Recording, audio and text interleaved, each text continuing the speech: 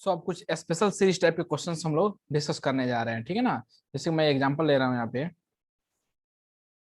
6 + 6 = 6 6 6 6 6 6 6 okay, in this way sum of n terms up to sum of n terms, ठीक है ना। ये जो 6 है रिपीट कर रहा है, कब तक रिपीट कर रहा है, सम ऑफ n टर्म्स तक, ठीक है। इसका वैल्यू हमें फाइंड करना कि इसका एग्जैक्ट वैल्यू क्या होगा, ठीक है ना। अगर ये मानते हैं n के जगह पे 20 टर्म्स तक दे दे तब क्या होगा। तो देखिए इस टाइप के क्वेश्चंस को है ना कैसे सॉल्व करते हैं।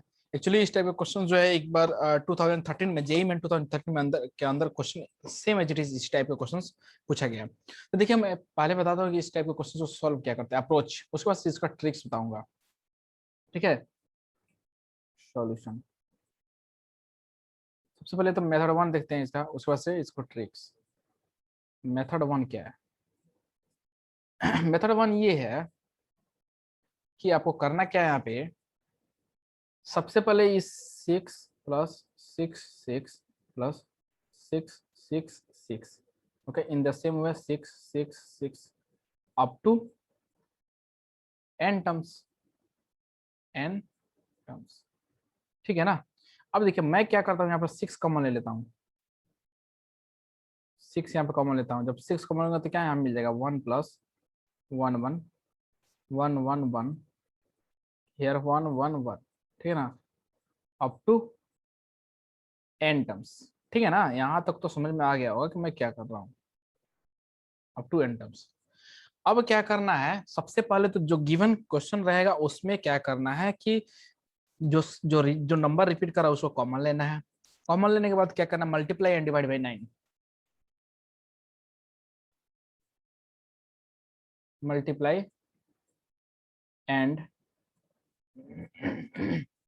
Divide by 9। अब हमें क्या करना है, इस जो हमारा ये 6 × 1 + 1 1 ये जो है इसमें क्या करना है, मैं मल्टीप्लाई कर रहा हूँ 6 से। देखिए 6/9, ठीक है ना, और इसको मैं मल्टीप्लाई कर देता हूँ, 9 से मल्टीप्लाई डिवाइड करना है, तो ये हो जाएगा 9 प्लस ये हो जाएगा 99, ये हो जाएगा 999, ठीक है ना। ये हो जाएगा 9999 अप टू n टर्म्स,